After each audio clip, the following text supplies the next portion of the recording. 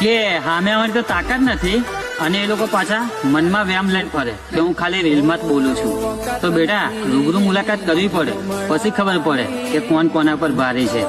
અને તારા મનમાં એવો વ્યાયામ છે કે હું ખાલી રીલમાં જ બોલું છું, તો આ સ્પેશિયલી તારા માટે સોંગ સાંભળતો જજે લુખ્ખા. મનમો તો આવજે હોમી સાથી, ઉતાડી ન લઉં તો શું કોમની આ જવોની. તારા માટે જ સોંગ છે ધ્યાન છોડ.